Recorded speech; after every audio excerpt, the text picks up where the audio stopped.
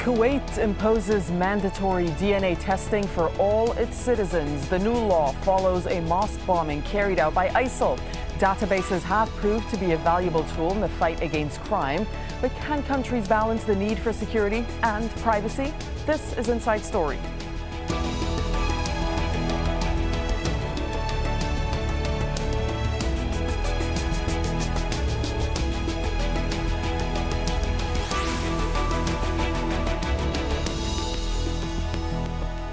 Hello and welcome to the program. I'm Darine Abougaida. Kuwait has been jolted into taking drastic measures to improve security.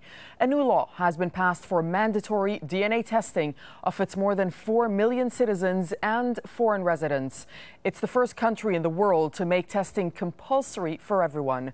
Those who refuse risk a big fine as well as a year in jail. Kuwait's parliament took swift action following the bombing of a Shia mosque a month ago, which killed 26 worshippers in Kuwait City, an attack claimed by fighters from the Islamic State of Iraq and the Levant. Kuwaiti government leaders are providing $400 million in emergency funding to get the DNA database started, saying they've had enough of the bloodshed of innocent victims. Well, Kuwait's new law is reigniting the debate over the need to protect societies while maintaining an individual's right to privacy. The UK has been a pioneer. It was the first country in the world to establish a DNA database 20 years ago, going on to build one of the biggest. In 2006, the then Prime Minister Tony Blair proposed a universal database that would include every citizen and visitor to Britain. 2 years later, though, the European Court of Human Rights ruled that Britain's so-called blanket and indiscriminate storage of DNA data violated the right to privacy.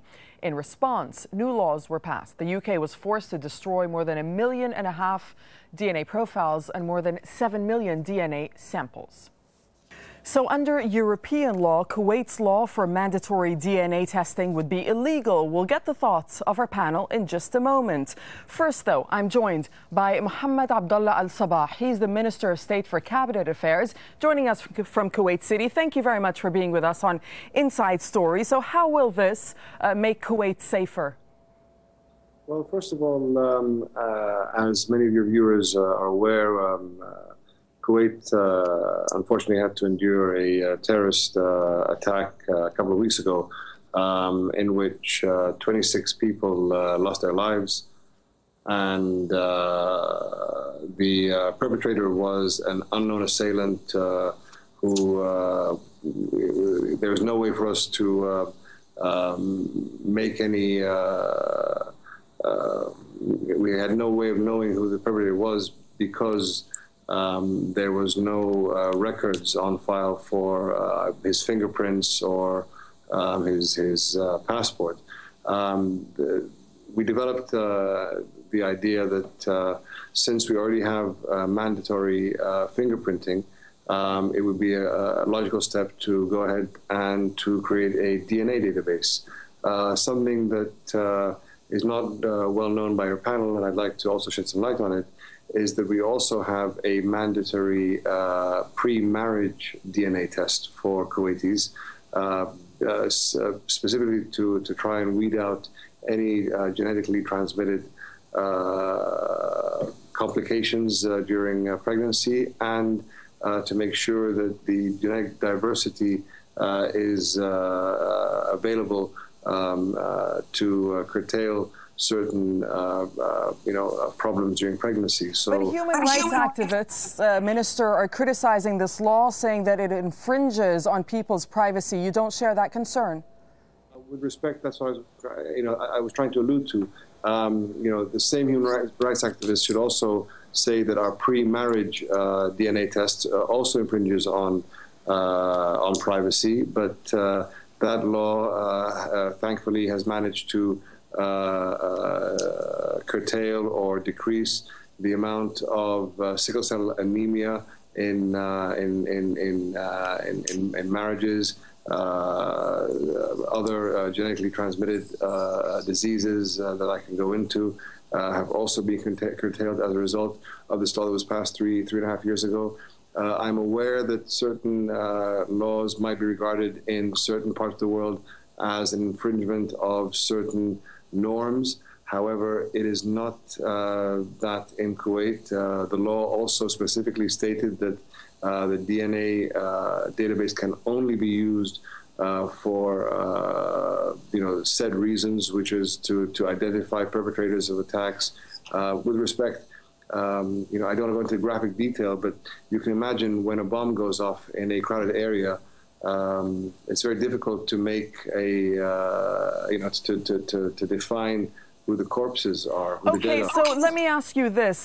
This is for residents of Kuwait, citizens of Kuwait, as well as foreigners. It'll be mandatory. What about visitors to the country? Well, that is left in the hands of the Ministry of Interior that is to issue the standing orders that hinge on the implementation of this law. It is up to the ministry to define whether visitors, day visitors, or whoever come through. Also, for you to be aware, the DNA sample is a very simple issue or event. It takes less than 3 seconds. There's many different types. One of the types that we've been looking into is the cheek cell analysis, where you just have a swab in the cheek.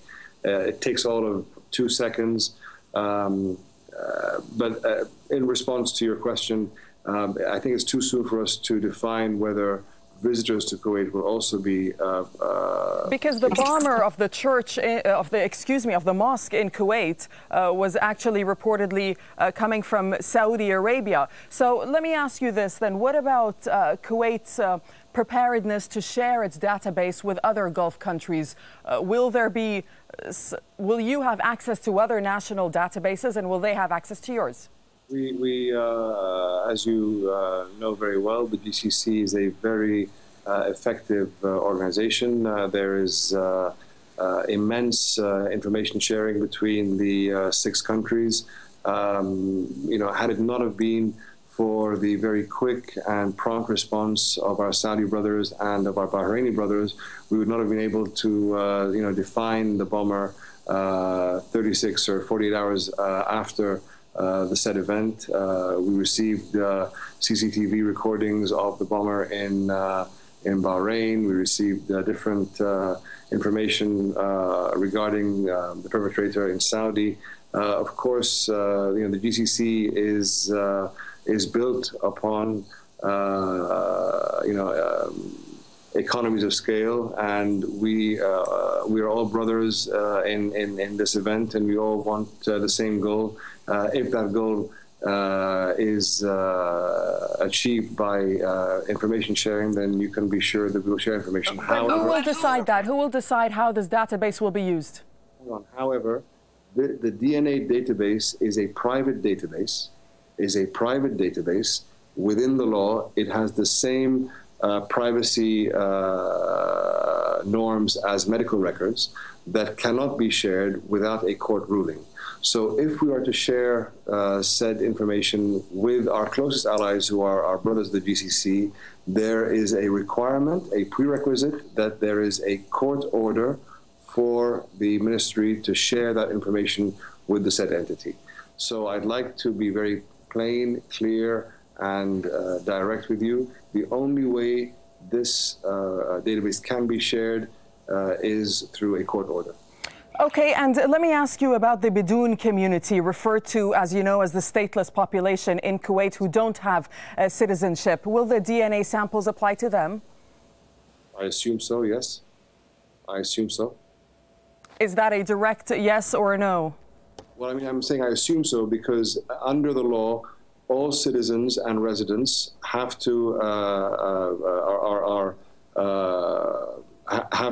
we have to implement this law on all citizens and residents. And but they are neither citizens nor residents. Well, if you allow me to complete the answer, ma'am. Please go ahead. All citizens and residents have to provide their DNA sample, and the Ministry of Interior, within the law, has the right to issue standing orders to define what type of residents and what type of visitors are also applicable, that this law is applicable to. And that is the reason why I said I assume that the Bidoon will be within that group. The law was only sent to the Council of Ministers today. The Council of Ministers today took a decision in ratifying the law. It will be taken up to His Highness the Emir, who signs the law and signs the act into law. Then it has to be printed in our national official paper. And then we have 6 months in which to organize the standing orders. So, I mean, you've got this issue, fresh off the press. It's still in the pre-implementation stage. Minister of State for Cabinet Affairs, Mohammed Abdullah Sabah, thank you very much for joining us from Kuwait City.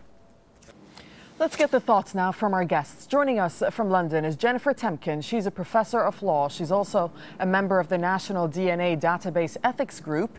In Buxton, we have Helen Wallace. She's the director of GeneWatch UK and currently leading a project looking at safeguards for the National DNA Database. Thanks for joining us on Inside Story. Jennifer, so other countries, as you are aware, do maintain DNA databases like the UK, where you are talking to us from, the US as well, maintaining the biggest national DNA database. But what do you make of Kuwait making it mandatory for citizens as well as foreign residents to partake in this? I think it's a very controversial suggestion. It has been made over here in England and Wales that we should also require everyone as from birth to give their DNA sample and get a profile from it. But these proposals in this country have usually been swiftly rejected because there certainly are a lot of issues to be confronted if you want to take that sort of step. And when you say issues, what are you referring to? Well, there are obviously the human rights, civil liberties issues to be discussed. Certainly our database that we have, our national DNA database, only kicks in where people have been involved in some sort of criminal activity.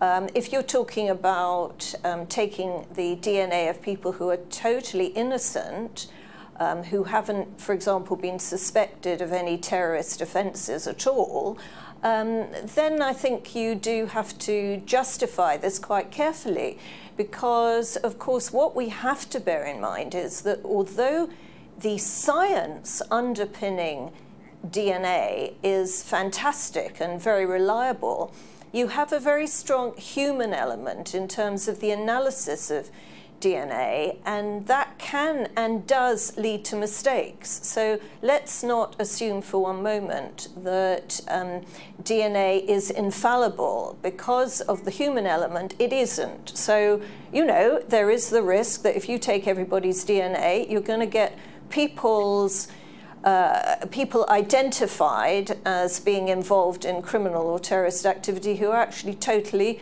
innocent. And obviously that is worrying, not merely from a human rights point of view, not merely from a point of view of justice, but also if you get the wrong people, then you're not protecting the country from terrorist problems. So I think you do have to actually think very carefully about taking this sort of step, and certainly as a first step you have to make sure that you've got all the kind of superstructure in place so that you are able to deliver a system that is as accurate as possible. Helen, I see you nodding along to what Jennifer is saying, but few would disagree about the power of DNA to catch criminals, and databases have proven to be a valuable tool in the fight against crime. Well, DNA is certainly a very important tool in the fight against crime. However, it is unfortunate that Kuwait's rushed ahead with this new law. It's understandable in the light of the terrorist atrocity, but we do have more than 10 years of evidence here from when the former Prime Minister Tony Blair decided to expand our national DNA database and include, in fact, more than 1 million innocent people on that database. Those people have now been taken off the database, partly because of public concerns about errors and about privacy. But the effect of taking those people off has not been to reduce the value of the DNA database. In other words, keeping innocent people on a DNA database didn't prove to actually help to solve more crimes. It's actually much better to have a more focused database which is targeted on the suspects for the particular crime, or on people who have a criminal record for committing those types of crimes in the past, than it is to spend a lot of resources trying to sequence, to test everybody's DNA. It's more effective, and also, of course, we are concerned about the same issues about errors and privacy rights as have already been raised. I wanted to ask you about rights, because Jennifer was mentioning that just a moment ago. So do national DNA databases take into consideration an individual's human rights? Well, there's a big problem with keeping innocent people's records. Your DNA can be used to identify you. It's like a genetic fingerprint. So you don't only leave it if you're a criminal at a crime scene, but you leave it on your coffee cup that you may have been drinking there in the studio. And it can be used not only to identify you, to work out who's been in a particular meeting or at a particular place, but also to identify your relatives, who's biologically related to you, your children, your parents, your wider family. So there's a big question: do we really want governments and security services to access such personal information? Do we want to keep the actual biological samples, which can also tell you information about health? And even if it is acceptable to governments, for governments to have that information, can it really be kept secure enough that it can't be infiltrated and misused, even by terrorists or criminals themselves? So what you're saying is the privacy of an individual is compromised in these databases? Yes, it's inevitably compromised, because it is a kind of genetic fingerprint that links you and your relatives together with your name. So you could be tracked even if you're not at a crime scene. So there's real potential for misuse, both by governments or by criminals, if they can gain access to the data. But Jennifer, what can be done in terms of regulation to ensure that that does not happen? Well, you can never actually, because as I mentioned before, because of the human element that's involved in analysis, etc., and collection of DNA samples, issues about contamination, etc., it's very difficult to ensure complete accuracy in 100% of situations. You can do your best, but certainly in England and Wales, we have a very strong superstructure of regulation. We have a system now that's being put in place by our forensic science regulator of accrediting the laboratories that do analysis of the DNA samples. This is terribly important, that you have laboratories that are up to the task of accurate analysis of DNA and that have minimal risks of contamination of samples. We have a governing body, a strategic board that has governance over the whole DNA regime. We have strong legislation here. But let me ask you this, Jennifer, with all due respect, what makes you think that Kuwait is sort of going into uncharted territory with this announcement? Well, let me be quite frank about this. I don't know what kind of provisions there are in existence in Kuwait for dealing with all these regulatory matters. So I must plead ignorance on this. All I'm saying is that certainly you do need a very strong system of governance, of accreditation of laboratories. You also need a very high level of expertise in terms of people who are scrutinizing the crime scenes, you know, the forensic scientists who deal with the crime scenes, the forensic scientists who analyze the samples in the laboratories. So you do need a very, very sophisticated system. And I can only say that in England and Wales, we're still involved in evolving such a system, you know. So all countries who want to get accurate results have to do the same. Understood. Okay, Helen in Buxton, how will this database, not specifically the one in Kuwait, but over the one in the UK, how was it actually put to use and how was it benefited from when it came to fighting what is called terrorism and crime? Well, it's clearly very useful to collect DNA from crime scenes. As you've already heard, you need a very strict system in place to make sure you know where you collected that DNA, that nobody can plant evidence, that nobody can mix up or contaminate evidence, and that it's properly analysed. So you need to store those crime scene DNA profiles. Then you need to try and match an individual's profile. Now, there's not a real big concern if you've got 2 or 3 individuals that you're testing who are known suspects for the crime. But if you try and expand that pool of potential suspects to a whole population or to very large numbers of innocent people, you do increase the risks of false matches occurring just by chance or through human error. So one of the important safeguards is not only to have quality assurance, good laboratories, etc., but also to actually restrict the amount of evidence that you collect and retain, especially in terms of keeping innocent people's profiles. So it's now pretty much globally accepted that you should remove people's profiles from DNA databases if they've not been involved in a crime. That's something that's been established now in law in Europe, but it's increasingly being copied in other countries around the world as governments recognise that it is important to have these safeguards in place. Speaking of safeguards, Helen, the minister that I spoke to from Kuwait just a couple of minutes ago was saying that there might be possible sharing of information from this DNA database with other Gulf countries, not confirmed yet. But when you look at that issue, how much of a concern is it that using these technologies increases the vulnerability to sort of abuse and hacking? Yes, it does increase vulnerability. Even if you have a good system in one country, if you're sharing with another country, you don't know if there's a rogue police officer or a rogue security service employee who's getting access to that information and maybe misusing it to track somebody down who they actually want to target as a victim, for example, would be a worst case scenario.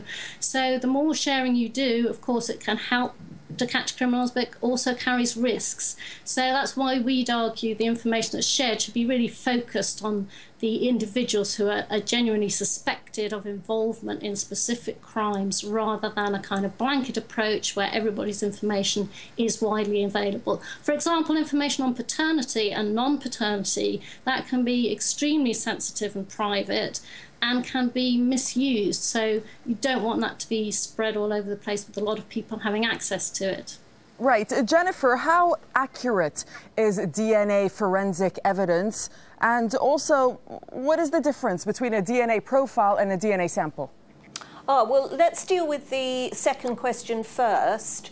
The DNA sample is something that is taken from somebody. For example, mostly in this country, we take them from the mouth. You just take a sample of saliva, and it is from that sample that a DNA profile can be derived. But you're very right to draw the distinction between samples and profiles. The profile contains, certainly the profiling that we do in this country, contains very little information other than information which is relevant to identity.